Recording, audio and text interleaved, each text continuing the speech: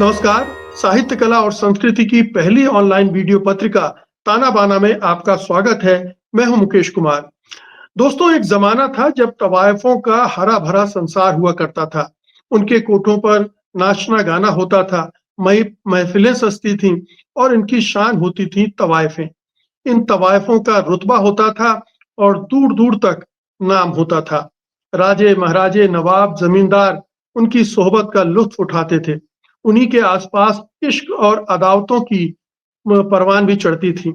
हालांकि आम तौर पर माना जाता है कि बनारस, पटना, कलकत्ता, ढाका, मुंबई, लाहौर आदि की बदनाम गलियों में तवायफों के ये कोठे जिस्म फरोशी के अड्डे होते थे, लेकिन सारी तवायफें ऐसी नहीं होती थीं। बहुतों का ताल्लुक सिर्फ मौशिकी या नृत्य से होता था और वे आला दर्जे की फनकार भी होती थीं। इन्हीं कोठों से निकली बहुत सारी तवायफें मशहूर गायिकाएं और फिल्मों में अदाकारें भी बनी। इन तवायफों का एक और पहलू है और वो ये कि उनके सामाजिक सरोकार भी थे और जंगे आजादी में भी उनकी एक हिस्सेदारी थी।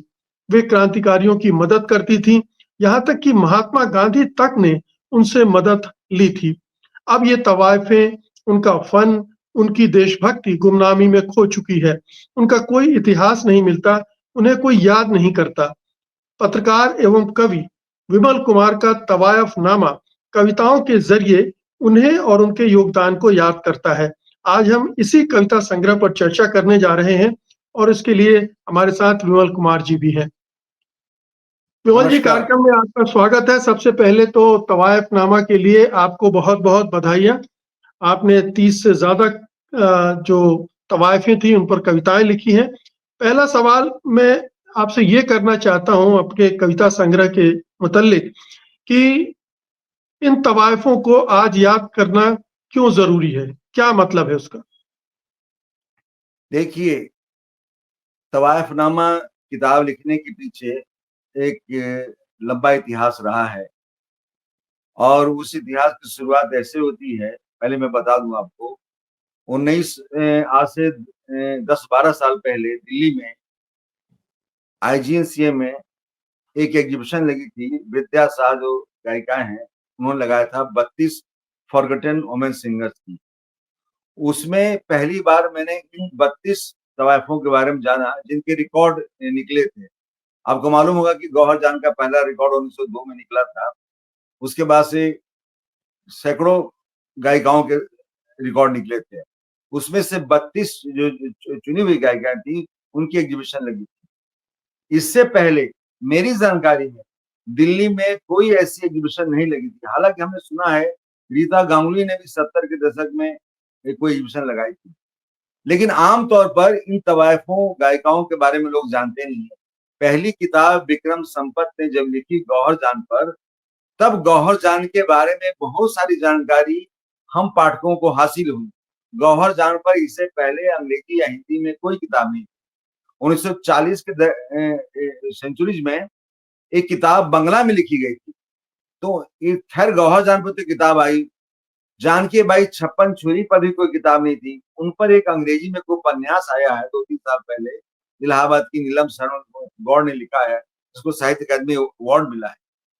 तो 15-18 सालों के बीच में इन तवायफ गायिकाओं के बारे में एक नई जानकारी राष्ट्रीय स्तर पर लोगों को मिलने लगी है। हालांकि पहले भी बनारस की संगीत जो परंपरा है उस पर किताबें हैं, बिहार की संगीत परंपरा पर भी किताबें लिखी गई हैं। तो उन तवायफों का जिक्र तो है, लेकिन उनका इतिहास नहीं मालूम है। यदा कदा लोग जानते हैं, जैसे गौहर जान का किस्सा कि महात्मा गांधी 1920 में कलकत्ता में गए थे और स्वराज फंड के लिए उन्होंने कहा कि आप एक समारोह कर दीजिए, इससे जो चंदा होगा वो कांग्रेस पार्टी को मैंने दिया जाएगा। और गौहर जान ने वो एक जलसा किया था जिसमें करीब 28,000 रुपए जो टिकट से उससे इनकम हुई थी। हालांकि गांधी उसको गए नहीं, तो गौहर जान ने उसकी आधी राशि थी वो गांधी जी के दूत आए थे, उनको उन्होंने दिया और इस तरह से उन्होंने मदद की। इसी तरह से विद्याधरी बाई, हुस्ना जान, इन लोगों ने भी गांधी जी की मदद की थी फ्रीडम मूवमेंट में। तो मेरे कहने का मतलब है कि तवायफों का पूरा का इतिहास, एक जो कल्चर है, जो मौसीकी, जो संगीत है, उसमें इनका इतना बड़ा योगदान है कि अगर उनको हटा दिया जाए तो हिंदुस्तानी म्यूजिक की इमारत भड़बड़ा के गिर जाएगी। इनके बिना आप हिंदुस्तानी संगीत की, दादरा की, ठुमरी की, गजल गायकी की कल्पना नहीं कर सकते। इसलिए मैंने ये किताब लिखी, और लिखी इसलिए कि हीरा मंडी जो आपको दिखाई गई लीला भंसाली की, उसमें सही पोर्ट्रेयल तवायफों का नहीं था। उसमें उन्होंने एक आलिशान और जैसे कि बड़ी अमीर तवायफों के बारे में दिखाया, जबकि इन तवायफों का जीवन बड़ा संघर्षपूर्ण था।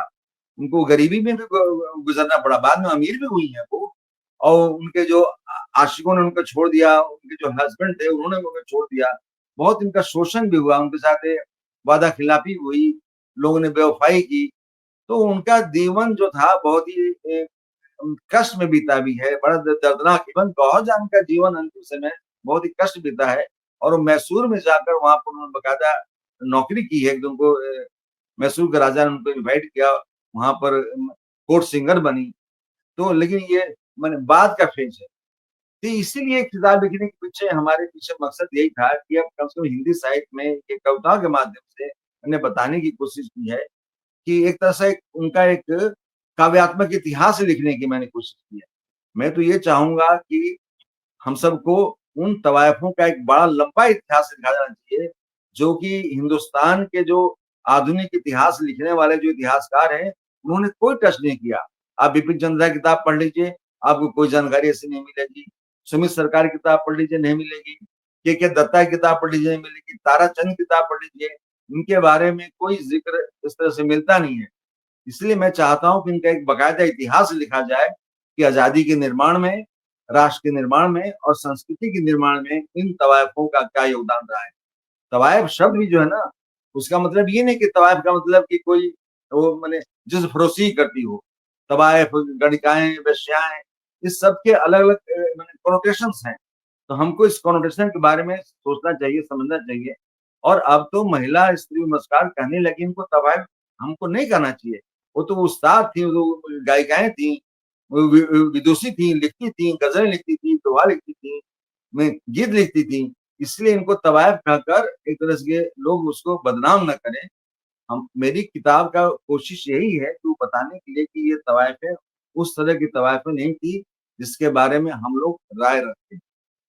जी, विमल जी ये बताइए कि ये जिन तवायफों को आपने चुना है कविताओं के लिए, उसका क्या आधार था? क्या यही इतनी तवायफें हैं जिनके बारे में जानकारियां उपलब्ध हैं और इसलिए आप इन तक सीमित रह गए, या आपको लग रहा है कि ये तवायफें थी जिन्होंने कहीं इतिहास में हस्तक्षेप किया, चाहे वो सांस्कृतिक इतिहास हो, संगीत का इतिहास हो या स्वतंत्रता आंदोलन का इतिहास हो, ये इस तरह से इनका चयन किया? देखिए, इस चयन के पीछे कई बातें हैं।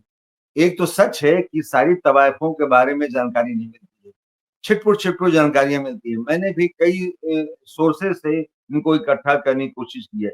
मैंने जो 10-12 पेज की जो भूमिका लिखी है, उनमें उन किताबों का जिक्र किया है जहां जहां से मैंने इनके बारे में इकट्ठा किया है। कुछ नेट पर भी जानकारी है, कुछ लोगों ने भी लिखा है।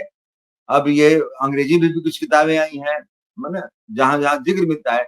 लेकिन किसी एक के बारे में, जैसे गौहर जान के बारे में विक्रम संपत ने किताब लिखी है, ऐसी डिटेलिंग किसी किताब के बारे में नहीं मिलती है। अब देखिए, जो फिल्मों की जो नायिकाएं थी, उनकी नानियां, जैसे नूतन की नानी, जैसे सारा बानो की नानी, जैसे नरगिस की नानी, ये सभी कोठे पर गाती थी, है ना। अब थोड़ी बहुत जानकारी आपको नेट पर मिलेगी, लेकिन इनके बारे में कोई किताब नहीं है, डिटेल जानकारी नहीं है। छप्पन छुरी के बारे में उपन्यास तो मिला, लेकिन डिटेल जानकारी नहीं है। जैसे ही गौहर जान के बारे में विक्रम संपत ने बाकायदा एक इतिहास लिखा। तो इसीलिए बहुत सारी बार जानकारी, जिनके बारे में जो बहुत जानकारी मिली, और जानकारी मिलने के साथ जिसके जीवन ने हमको प्रभुत्व किया, दवाएं तो बहुत सारी हैं। लेकिन जब अब देखिए मलका जान, एक नहीं थी मलका जान, कई मलका जान थी। गौहर जान भी मैंने कई गौहर जान थी। अब एक गौहर जान के बारे में तो हम थोड़ा बहुत जानते हैं, लेकिन और सारी जो गौहर जाने थी उनके बारे में हम नहीं जानते हैं, और सारी मलका जान के बारे में नहीं जानते हैं। तो एक ही जो मुसरती बाई और सारी मुसरती बारी में नहीं जानते हैं। तो एक ही नाम क्या, अल्लाह जिलाई, वो भी एक बीकानेर में थी और एक पटना में भी थी। तो ऐसी से बहुत सारी गायिकाएं थी जिनके बारे में तो जानकारी नहीं मिलती है। जो जानकारी मिली, जिनके जीवन ने, जिनके संघर्ष ने हमको प्रभोग किया, क्योंकि तो इतिहास किताब नहीं कि मैं बैठ के लिखने लगा। ये तो हुआ कि जब हीरा मंडी मैंने देखा उसको, तो मेरे अंदर ही अपने आप से ये रिएक्शन होने लगा कि आखिर इन्होंने क्या पोर्ट्रेल किया और क्या उनकी स्थिति है। ये अपने आप से कविताएं फूट पड़ी और 2-3 महीने के अंदर ही मैंने 33 कविताएं लिखी। कुछ और भी कविताएं हैं, इतनी सारी कविताएं रोज मेरे भीतर ये फूटने लगी अपने आप से। ये सोता था, मैंने ये सोच कर नहीं लिखा कि मैंने को इसके बारे में कविताएं लिखनी है। उनके जी, जीवन ने, उनके संघर्ष ने मुझको ये प्रेरित किया लिखने के लिए। जी। हमने देखा कि फ़िल्मों में तो आम तौर पर तवायफ़ों को इसी तरह से ढंग से पोर्ट्रे किया गया, बहुत ग्लैमराइज़ भी किया गया। जैसे आपने हीरा मंडी का ज़िक्र किया कि कितने भव्य सेट और दौलत और उस शोहरत का एक बहुत बड़ा ग्लैमर उसके इर्द-गिर्द गढ़ा गया। उमराव जान एक फ़िल्म थी, उसमें भी एक तवायफ़ थी और इस तरह की कुछ और फ़िल्में। क्या आपको फ़िल्मी तवाइफ़ों और जो आपने स्टडी किया है और जिनके आधार पर आपने कविताएँ लिखी हैं, क्या फ़र्क दिखा है दोनों? देखिए, वो तो फ़िल्मी तवायफ़ें थी, उनको तो फ़िल्मी ढंग से दिखाया गया है।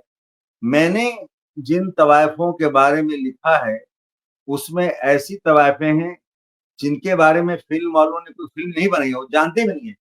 फ़िल्म तो एक माने कमर्शियल प्रोडक्ट है ना, तो उस हिसाब से उसमें कहानी, गाना और ये सब दिखाते हैं। हमारा उद्देश्य वो दिखाना नहीं है। हम किसी चीज़ को एक उत्पाद की तरह नहीं मैं पेश कर रहा हूँ। कोई सीरियल नहीं बना रहा हूँ, कोई मैंने नेटफ्लिक्स का वो सीरीज़ नहीं, वेब सीरीज़ नहीं बना रहा हूँ। मैं कोई फ़िल्म भी नहीं बना रहा हूँ। मैं तो कविता में, जैसे कविता स्वाभाविक कविता होती है, उस तरह से उनकी संवेदनाओं को, उनकी भावनाओं को, उनके दुःख और तकलीफ को मैं पेश करने की कोशिश की है। इसीलिए मेरा मकसद वो नहीं है, जो एक फ़िल्मकार का है या जो कोई जो नाटक लिखते हैं उनका है, वो मकसद है। जो एक कविता का मकसद होता है, वही मकसद लेकर मैंने ये कविताएँ लिखी। हमारा उद्देश्य यही है। आप इन तवाइफ़ों को के कौन-से पक्ष को दिखाना चाहते थे, जो आम तौर पर लोग नहीं जानते या जो फ़िल्में नहीं दिखाती हैं? आप वो कौन-सा उनका संघर्ष, उनके दुःख-दर्द, उनकी पीड़ा, उनका शोषण, वो तमाम पहलू ऐसे थे जो आम तौर पर नहीं दिखलाए जाते हैं।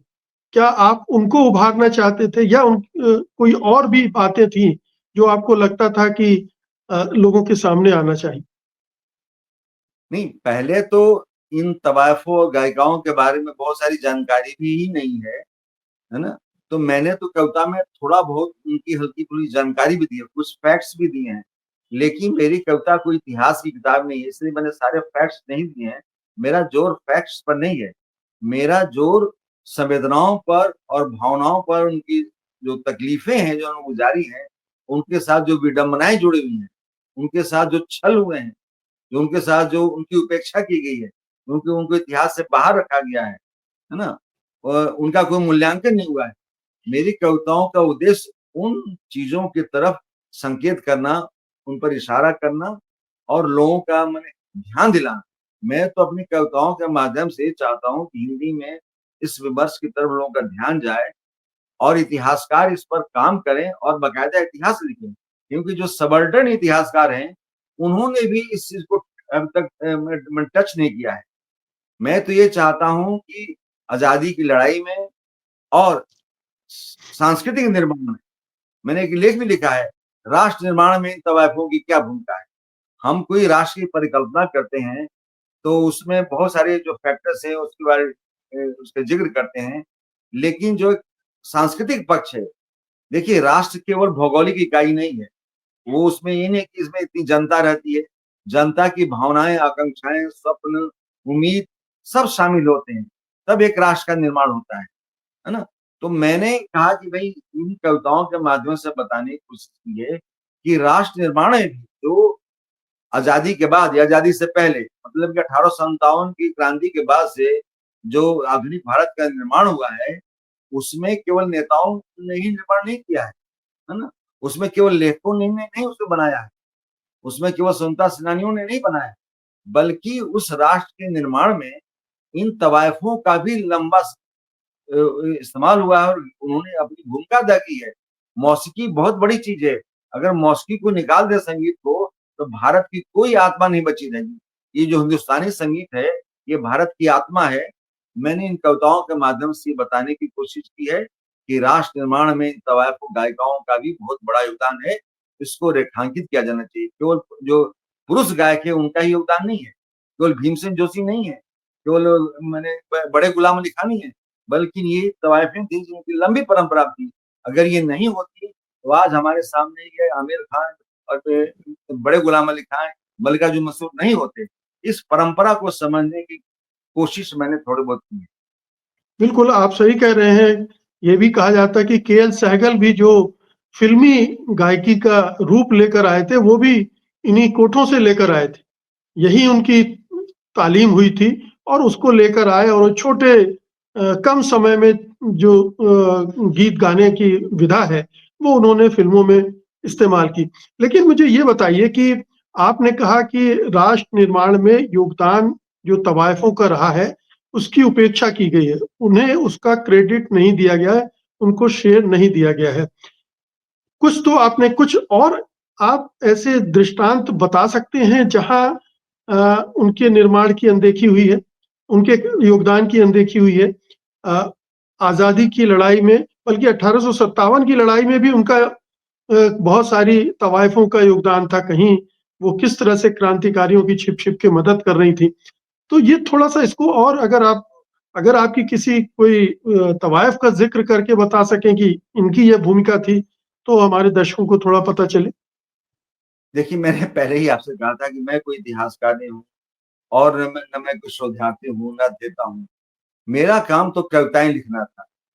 मैंने कविताओं से उनको खोजने की कोशिश की। मैं खुद अभी भी खोज में लगा हूँ। उनके बारे में अधिक से अधिक जानकारी, जो थोड़ी बहुत जानकारी विद्याधरी बाई के बारे में, उषा जान के बारे में जो मिली, या वीर कुंवर सिंह की जो मेरे धर्मन बाई और खरमन बाई थी, वो हुआ 1857 में चीजें थी। इसके बारे में थोड़ा बहुत लोग जानते हैं, जो फ़िल्में बनी, तो वो तो है। लेकिन मैं तो यही कर रहा हूँ कि ये बाकायदा शोध होना चाहिए, ये कोई प्रोजेक्ट मिलना चाहिए आईसीसीआर की तरफ से, Indian institute of advance studies की तरफ से, और तब ये पता लगाया जाए कि क्या-क्या उनका योगदान था। एक कोई किताब हुस्ना जान पर एक किताब नहीं है अभी तक। विद्याधरी दया पर एक अलग से किताब नहीं है। कुछ लेख हैं, कुछ लोगों ने लिखे हैं, ना? लेकिन कोई किताब ही जब नहीं है, जब इतिहासकारों ने कोई अलग से किताब ही नहीं लिखी है, कोई अध्याय ही नहीं लिखा है, तो हम लोग तो लेखक आदमी हैं, हम लोग तो इतिहास खोजते रहते हैं और अभी भी मेरी कोशिश जारी है कि इनके बारे में अधिक से अधिक जानकारी मिले। लेकिन इनकी जो मौसीकी है, उससे तो ये लगता है कि एक राष्ट्र निर्माण तो इन्होंने किया ही है, संगीत के माध्यम से, माने गाकर माध्यम से। जो गज़लें हैं, बेगम अख्तर की जो गज़लें हैं, वो गज़लें, क्या आपको नहीं लगता है कि आधुनिक भारत के निर्माण में, एक सेक्युलर स्टेट के निर्माण में उनका योगदान है? ना? ये रसूलन बाई की जो गायकी है, क्या उनका योगदान नहीं है? ना? क्या बिल्कुल। अंतरी बाई की गायकी का योगदान नहीं है? योगदान केवल स्थूल रूप से नहीं होता है राष्ट्र निर्माण में। बिल्डिंग बनाना ही राष्ट्र निर्माण नहीं होता है, सड़कें बनाना राष्ट्र निर्माण नहीं होता है। किसी राष्ट्र की जो आत्मा होती है, वो संस्कृति होती है। उस संस्कृति के निर्माण में बड़ी सूक्ष्म-सूक्ष्म चीज़ें शामिल होती हैं। मेरे कहने का मतलब है कि ये जो बहुत 150-200 सालों का जो इतिहास है इन लोगों का, इस इतिहास ने हमारे एस्थेटिक्स को, हमारे सौंदर्य शास्त्र को, हमारी अभिरुचियों को बड़ा माने परिष्कृत करने का काम किया है। अगर हमने गज़लें नहीं सुनी होती बेगम अख्तर की, शायद हमारे आपके भीतर वो संवेदना नहीं जगती, जो बेगम अख्तर की एक गज़ल आपके अंदर जगाती है। तो मेरे कहने का मतलब ये है, इस रूप में इन लोगों का राष्ट्रमान। जी, तो आपकी कविताओं में की जो बनावट है, उसमें कुछ ऐतिहासिक तथ्य विवरण भी हैं और आप उनकी पीड़ा को भी व्यक्त कर रहे हैं। आप उनकी कमी को भी महसूस कर रहे हैं। कहीं वो शोक गीत बन जाता है, कहीं कभी आशिक मिजाज बन जाता है, कभी कहीं ऐसा लगता है कि कुछ खो दिया है उसने। ये एक पीड़ा उसकी उभरती है। कुल मिलाकर आप इसको किस तरह से इसकी व्याख्या करें? चुनौतीपूर्ण काम रहा ये। जी। चुनौतीपूर्ण इसलिए काम था क्योंकि मैं उनसे कभी मिला नहीं, जानता नहीं, उनके बारे में किताबें नहीं हैं। तो समस्या मेरे सामने थी कि हम कविता को किस रूप में रखें, किस रूप में कविता को हम शामिल करें। इसीलिए कहीं-कहीं आपने देखा होगा कि कहीं इसमें मैं खुद भी एक प्रेमी के रूप में भी हूँ, कहीं उनको देख रहा हूँ उस रूप में भी हूँ। इसलिए ऐसी-ऐसी चीज़ें आई हैं। बिल्कुल। और कहीं आप उनके संगीत के रसिक के रूप में हैं। वो भी एक कविता का एक रस ना हो, इसलिए मैंने अलग-अलग मैंने प्रविधियाँ अपनाई हैं। कहीं एक संगीत रसिक के रूप में, कहीं उनके आशिक के रूप में, कहीं उनके जो श्रोता हैं उसके रूप में, कहीं इतिहास देखने के रूप में, छात्र के रूप में, कहीं एक पत्रकार के रूप में। इसीलिए मैंने अलग-अलग रूपों से उनको देखने की कोशिश की है और कविता लिखने की कोशिश की है। मैं तो ये भी नहीं कह रहा हूँ कविताएँ हैं ही, कविता की एक कसौटियों पर हो सकता है कि आपको कविता ना लगे। मेरी तो एक विनम्र सी कोशिश है इन तवायफों को याद करने की। अभी आपने विमर्श का ज़िक्र किया। स्त्री विमर्श की बहुत बात होती है। क्या ये तवायफ़ें उस स्त्री विमर्श भारतीय ब्रांड के स्त्री विमर्श से जुड़ती हैं कहीं? इनका संघर्ष, इनका अपना एक वजूद जो था? बिल्कुल जुड़ती हैं। हमारे देश में अभी जो स्त्री विमर्श हो रहा है और चल रहा है, वो ज़्यादातर जो पाश्चात्य स्त्री विमर्श हुआ है, उसको ही हमने आयातित किया है।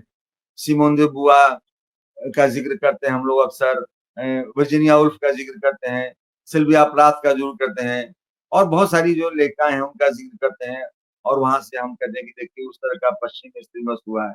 लेकिन अपने देश में जो नायिकाएँ थीं, जो लेखिकाएँ थीं, चाहे सावित्रीबाई फुले हों, चाहे फातिमा शेख हों, चाहे महादेवी वर्मा हों, चाहे सुभद्रा कुमारी चौहान हों, चाहे शिवरानी देवी हों, चाहे रामेश्वरी नेहरू हैं, इन्होंने भी आज स्त्रियों की लड़ाई को अपने ढंग से लड़ने की कोशिश की है, उनके अधिकारों को प्राप्त करने की कोशिश की है और उनके दुःख-तकलीफों का वर्णन भी किया है। तो ये जो तवायफ़ें थी, ठीक है कि उस रूप में बौद्धिक, जैसे आप अगर बौद्धिक स्त्री दिवस देखें, तो हो सकता है कि आपको उनमें नज़र ना आए। लेकिन उनके कार्यों से उनका जीवन खुद ही अपने आप में एक विमर्श है। एक साधारण सी महिला, उस ज़माने में सोचिए, जहाँ कोई साधन नहीं थे, जहाँ ना इलेक्ट्रॉनिक माध्यम थे, ना बाकायदा उस तरह से मंच थे। तो बाद में ना मंच पर प्रोग्राम होना शुरू किया। उनको तो कोठे पे ही गाना था, अपनी जीविका के साधन जुटाने के लिए आई थी वो। वो आज की कलाकारों की तरह अपनी कला का प्रदर्शन करने नहीं आई थी, बल्कि उस कला के माध्यम से अपनी आजीविका की तलाश करने आई थी। तो उनका जो संघर्ष है, उनका ज़्यादा बड़ा संघर्ष है बनिस्बत कि उन लेखिकाओं और उन विचारकों और उन बुद्धिजीवियों, महिला बुद्धिजीवियों की तरह जो पढ़ लिख कर वो सामने आकर उन्होंने जो संघर्ष किया है। इसीलिए मैं कह रहा हूँ कि इस विमर्श में इनको शामिल किया जाना ज़रूरी है। बिना इनके दुःख-तकलीफों का ज़िक्र किए आप भारतीय स्त्री विमर्श की पूरी तस्वीर नहीं पेश कर सकते। जी।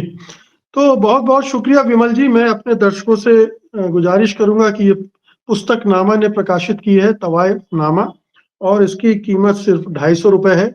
आपको भी ये पढ़ना चाहिए, इन तवाइफों को समझने के लिए, इन तवाइफों के बारे में जानने के लिए और हमारे भारत के निर्माण में इनका क्या योगदान रहा है, इसको भी हमें आपको जानना चाहिए। केवल वो पक्ष जो अक्सर हमें बताया जाता है, जिस्म-फ़रोशी, कोठा, बदनाम गलियाँ, उससे अलग भी इनका अपना एक अस्तित्व था, वजूद था और अपना एक जीवन था और अपना एक योगदान था, जिससे हमें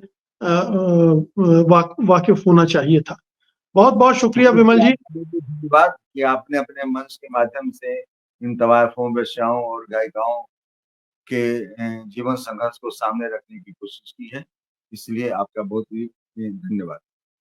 शुक्रिया।